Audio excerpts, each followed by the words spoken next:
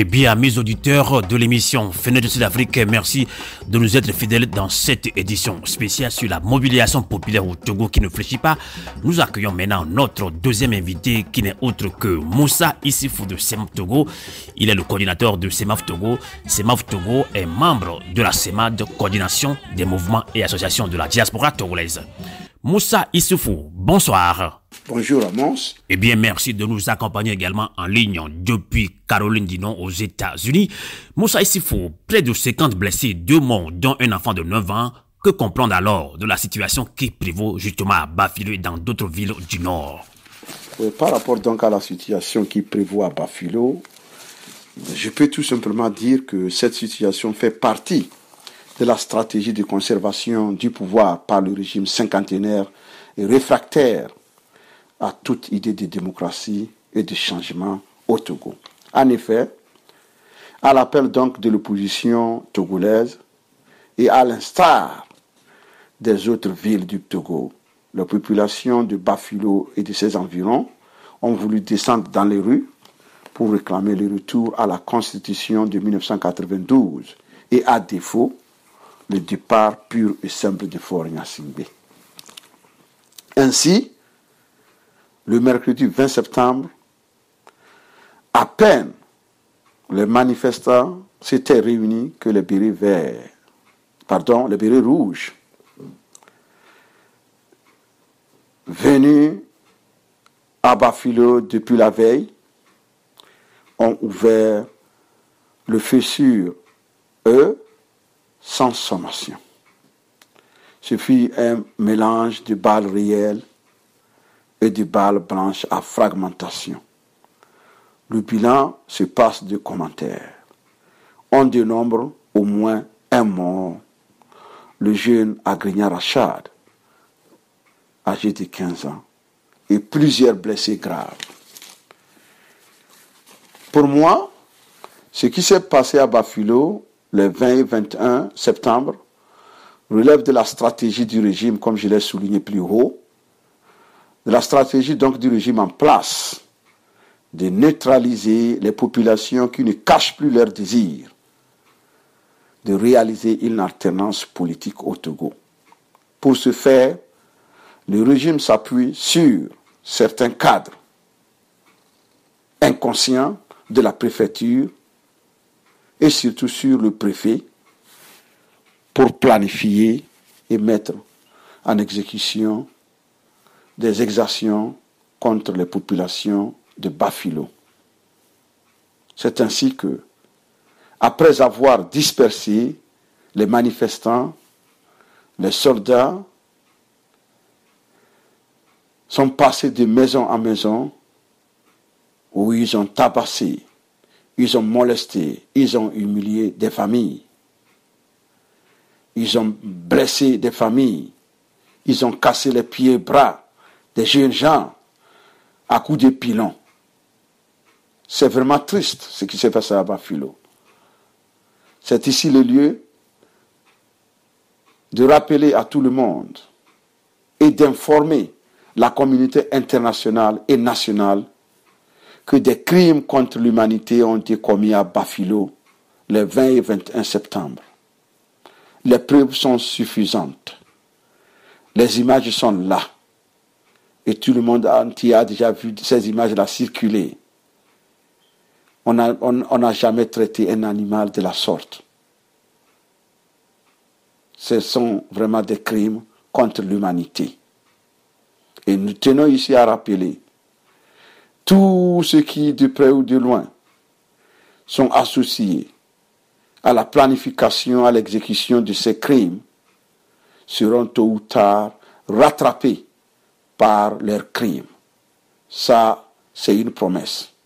Eh bien, Moussa Issifou, stratégie de conservation de pouvoir, vous venez de le décrire, mais est-ce que vous pensez que les populations vont être prises de peur et abandonner cette lutte? Vous parlez de peur, Amos, pas du tout. Au contraire, si peur il devait y avoir, il faut plutôt la rechercher autour de nos adversaires d'en face. En effet, vous vous rendez compte que depuis le 19 août, la peur a changé de camp. Quant à la population d'Assoli, elle reste plus que jamais mobilisée. D'ailleurs, après l'enterrement du jeune Rachad Agrignan, cette population a pris un nouvel engagement de continuer la lutte, de poursuivre la lutte jusqu'à l'obtention de l'alternance politique au Togo. Elle a fait cette promesse ferme à Rachad qu'elle ne baissera jamais les bras, qu'elle ne s'arrêtera jamais avant d'avoir obtenu l'alternance politique. Alors, cette population sera toujours du côté des forces démocratiques et luttera avec ses forces pour l'obtention de la démocratie, pour la réalisation de l'alternance politique au Togo. C'est ce qui va se passer. En tout cas, c'est l'engagement pris par cette population d'Assoli. Désormais, cette population d'Assoli dit que la guerre que l'URPT a déclarée n'est pas seulement une guerre dirigée contre l'opposition démocratique, mais c'est une guerre dirigée contre toute la population d'Assoli. Et par conséquent, personne ne restera les bras croisés lorsqu'on appellera la mobilisation. Tout le monde y sera. Parce que le RPT a osé provoquer, a osé humilier, a osé maltraiter la paisible population d'Assoli gratuitement.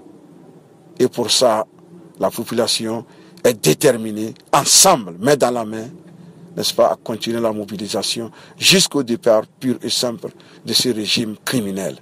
Eh bien justement, Moussa Issoufou, des observateurs de la vie sociopolitique au Togo pensaient que le Nord était un terrain conquis et acquis au profit du pouvoir.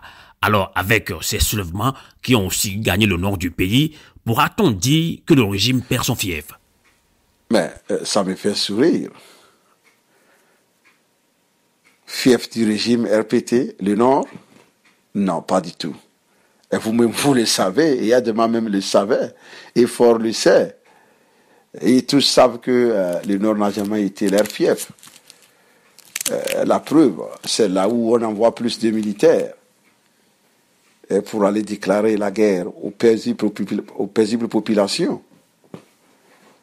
Donc, tout ce que je peux accepter, c'est que c'était plus facile, n'est-ce pas, d'envoyer des militaires intimider les pauvres populations pour que dans la peur, ils s'exécutent.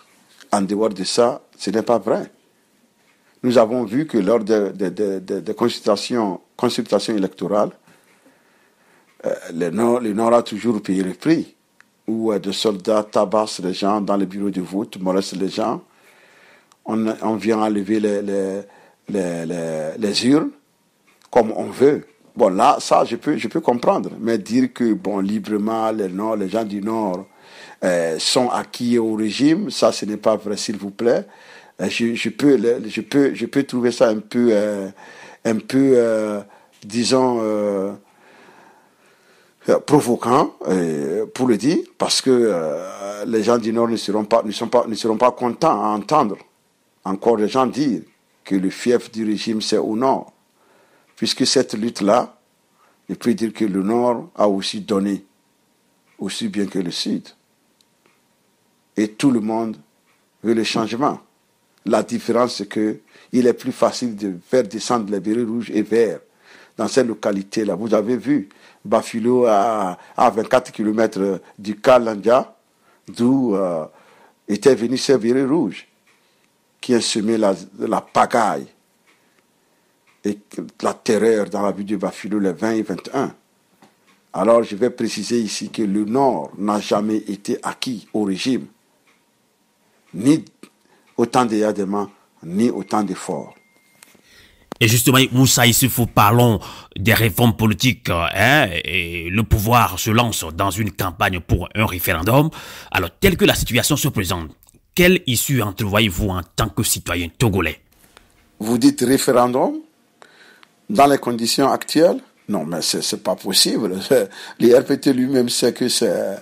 Le régime sait que c'est de la comédie. Il est en train de jouer.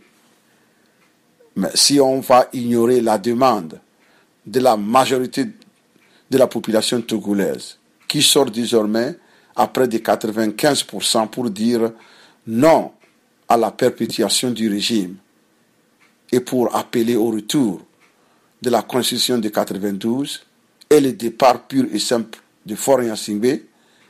Mais moi, je pense que parler du référendum, c'est se moquer du peuple. Je sais que le peuple togolais n'est pas dupe et il ne va pas céder au dilatoire. D'ailleurs, désormais, nous appelons les citoyens togolais, nous appelons à la mobilisation citoyenne.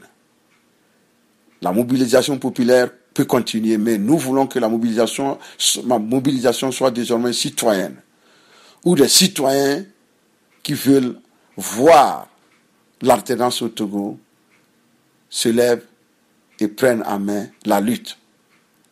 À partir de ce moment-là, il n'y aura pas de négociation. À partir de ce moment-là, il n'y aura pas de diversion où on peut appeler les gens pour aller négocier. Or, les citoyens ne négocient pas la perpétuation d'un régime qui la femme. Les citoyens ne négocient pas la perpétuation d'un régime qui le tue. C'est tout.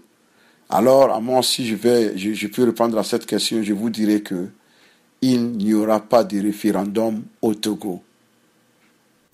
Eh bien, Moussa Issoufou, après au moins 25 dialogues sans alternance depuis plus de 50 ans, comment comprenez-vous le rôle de la communauté internationale qui convie de nouveau le pouvoir et l'opposition à une table ronde? Quelle est votre réaction là-dessus? Mais Amos, on nous parle aujourd'hui de dialogue. Hein? Encore un dialogue au Togo? Amos, vous avez été, je dirais, modeste. Moi, je pense que le Togo a eu plus de 25 dialogues. Et la plupart de ces dialogues-là étaient financés par cette même communauté internationale qui nous parle de dialogue aujourd'hui. Nous savons ce qui se passe au Togo. Lorsque le régime est acculé, il va rapidement demander le secours auprès de la communauté internationale. Bon, comme quoi, voilà, et nous, on est prêts à aller au dialogue, tout ça là. On oblige l'opposition à aller à la table de négociation. On signe les accords et les répétiteurs ne les respectent pas. Lorsque la communauté internationale, garante de ces accords-là, veut parler, Bawara et autres sortent pour dire nous sommes un État souverain. C'est comme ça, c'est du chantage à répétition. Et aujourd'hui, cette communauté, si elle n'a pas appris sa leçon, nous, le peuple togolais, nous avons appris notre leçon. Et désormais, nous voulons qu'on nous laisse tranquille. Qu'on nous laisse mener à bien notre mobilisation populaire. Qu'on nous laisse nous libérer de l'esclavage des temps modernes. C'est comme ça. Ce qui se passe aujourd'hui au Togo, est-ce que ces membres-là, ces messieurs de la communauté internationale, peuvent accepter ça dans leur pays, que ce soit en Europe ou en Amérique? Personne n'acceptera jamais ça. Lorsqu'un chef d'État se permet de se taire, de s'imposer un silence volontaire, et pendant ce temps, il tire les ficelles. Il jette les soldats sur les pauvres populations dans les villes du pays pour les massacrer. Vous pensez que le RPT a envie d'un dialogue? Un régime qui veut dialoguer ne tue pas ses fils. Un régime qui veut dialoguer ne sème pas la terreur, n'est-ce pas, dans les villes et campagnes qu'il dirige. Un régime qui veut le dialogue cherche l'apaisement, ne persécute pas ses citoyens, ne les oblige pas à passer la nuit dans les montagnes sous les pluies. C'est ce qui se passe. Les 20 et 21, ce qui s'est passé à Bafilo, c'est horrible, c'est affreux. Et tout ça là, parce que quelqu'un veut garder le pouvoir. Vous garderez le pouvoir pour diriger qui? Lorsque nous sommes en train de traiter nos propres populations comme moins que des animaux. Même les animaux ne sont pas traités de la sorte. Je vous demande, messieurs de l'Europe, messieurs de l'Amérique, ici, comment vous traitez les animaux? Les animaux ont mené la mauvaise comment l'appelle-t-on, gestion des animaux, le mauvais traitement des animaux a conduit des célébrités en prison ici. On le sait. Mais au Togo, les citoyens togolais sont traités moins que des animaux. Et vous vous permettez d'imposer encore un dialogue à qui que ce soit? Parce que oui, vous pensez que nous ne sommes pas des humains au même titre que vous. Donc nous sommes des sauvages, on peut se massacrer et ce n'est pas votre problème parce que vous voulez coûte que coûte préserver vos intérêts. Peuple togolais, ton destin est à toi. C'est à toi de décider. Ce n'est pas une communauté internationale complice de décider la conduite à tenir et la suite à donner à notre mouvement. Tu peuple togolais, si tu penses que aujourd'hui, un dialogue qui va te bénéficier est possible, c'est ton choix. Mais fais ce choix-là, tout en mesurant les conséquences, n'est-ce pas, de ce que tu vas gagner en allant à ce dialogue. C'est pourquoi nous demandons à l'opposition togolaise, surtout à ceux-là qui sont tentés de parler de dialogue, de faire attention, de ne pas marchander les intérêts du peuple, de ne pas négocier sur le dos du peuple togolais. Parce que les 90% de la population togolaise qui s'est levée depuis le 19 août à travers le pays ne leur pardonneront jamais. Jamais. S'ils vont négocier des issues qui leur seront fatales. Vous pensez que dans ces conditions, dans les conditions actuelles où des gens fuient les villes de l'intérieur du pays, des gens sont à l'hôpital, ils sont dans l'angoisse, des blessés graves, des gens continuent par sillonner des maisons pour cibler des gens.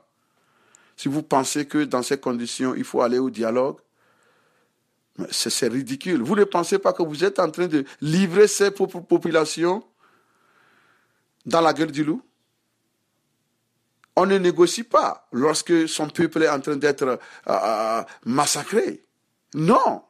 Jusqu'à preuve du contraire, Faure n'a pas encore donné son désir de dialoguer avec son peuple. La preuve, depuis plus d'un mois, il ne s'est jamais adressé à qui que ce soit. Et vous pensez que c'est quelqu'un qui veut dialoguer? Le dédain, le mépris de Faure par rapport au peuple togolais n'est plus à démontrer. Vous-même, vous le voyez. C'est ça le problème. Et vous pensez qu'il va dialoguer pour vous donner ce que vous voulez? Non. Je pense qu'il faut continuer la mobilisation populaire. Nous appelons d'ailleurs tous les Togolais. Ce n'est plus une affaire de parti politique. Nous parlons désormais de mobilisation citoyenne. Une mobilisation qui n'épargne personne. Parce que les atrocités commises contre les populations de Sokodé, de Bafilo, de Mango, doivent troubler la conscience du monde, doivent troubler la conscience collective de tout Togolais. Parce que ce n'est pas acceptable que dans une république, on se permet, n'est-ce pas, de traiter des citoyens comme des animaux. Des soldats qui utilisent des pilons pour bastonner ses propres frères. Mais ce n'est pas possible.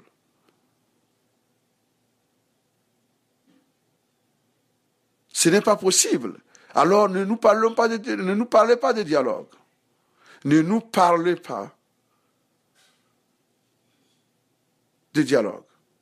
nous parlez de dialogue, pourquoi? Messieurs de la communauté internationale, s'il vous plaît, ayez quand même un peu de la pudeur. Ça ne vous fait pas mal? Et votre conscience dans tout ça là? À Bafilo, je peux dire que ce qui s'est passé à Bafilo, ça s'apparente à ce qu'on appelle un massacre ethnique.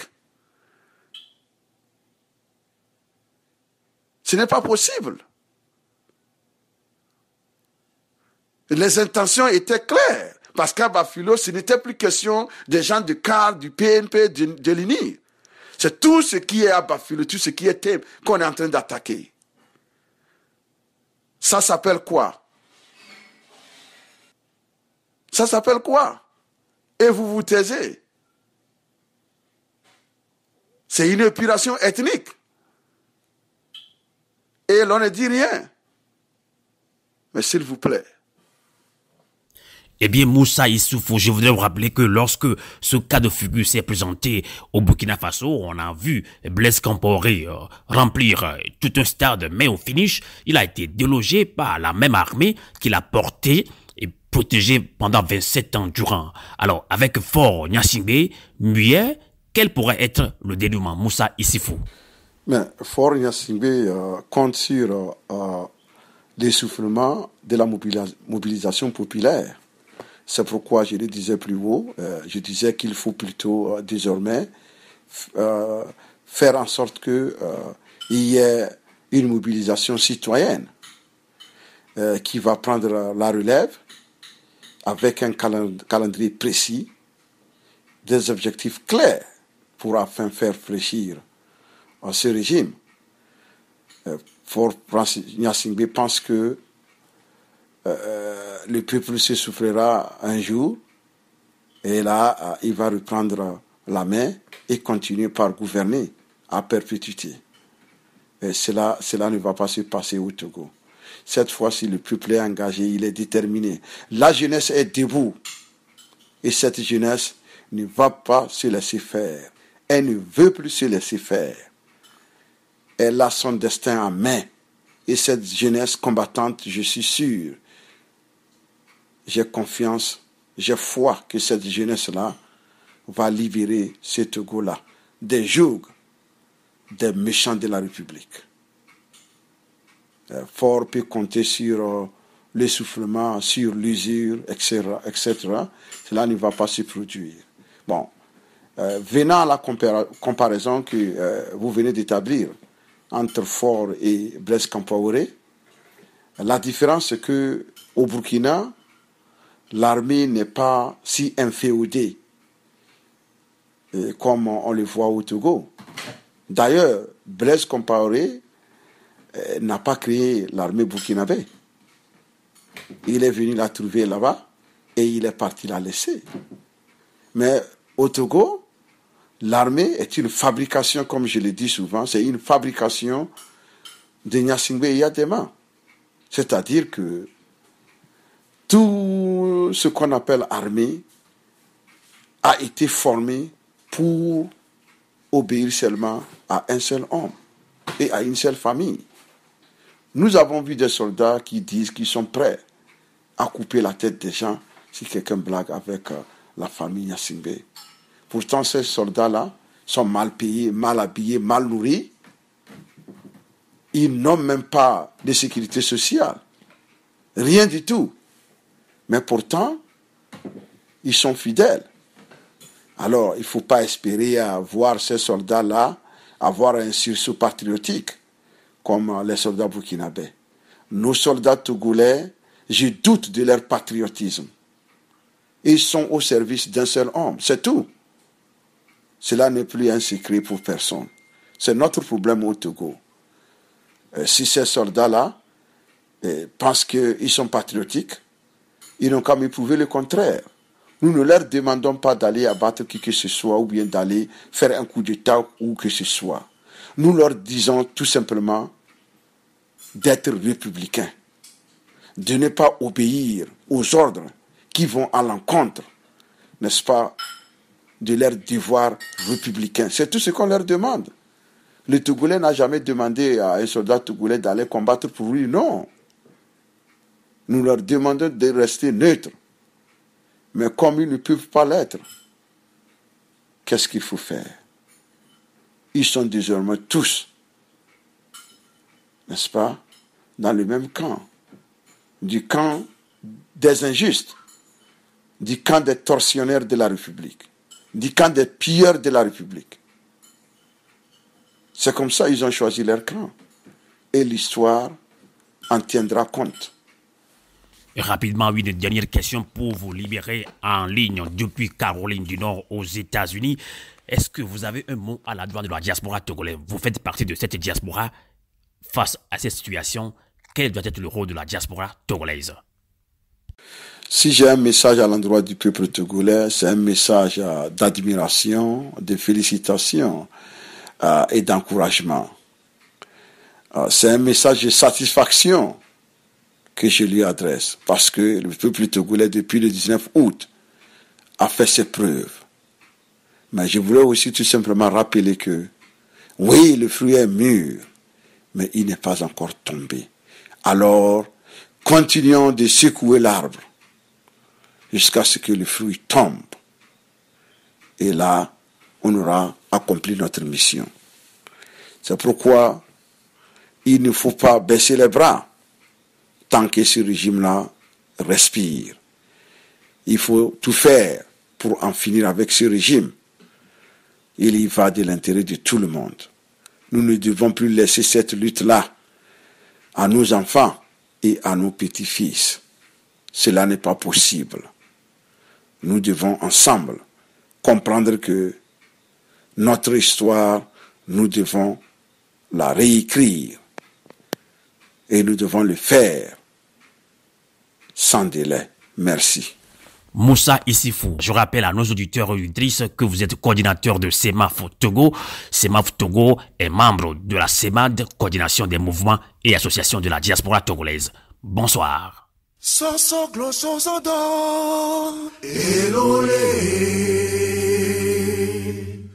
ans de règne d'Enya Singbe, ça suffit. 50 ans de dictature là, ça suffit.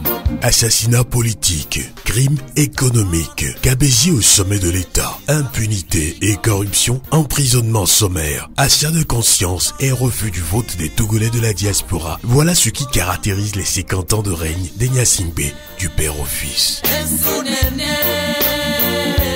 Éducation sacrifiée et grogne sociale chronique dans tous les secteurs. Pendant 50 ans, le peuple togolais est laissé pour compte dans une misère ambiante. Nos ressources premières sont pillées avec la complicité de ce régime.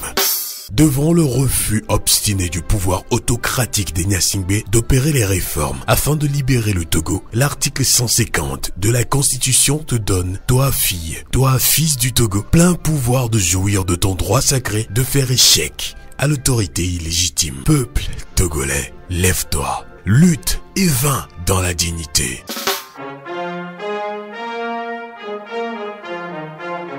Wakati wa dala Togobia ive. Wakati fo Togobia fenima. Togobia aloa todala ekwe nesen. Togovio gamesu michite. Ceci est un message de la coordination des mouvements et associations de la diaspora.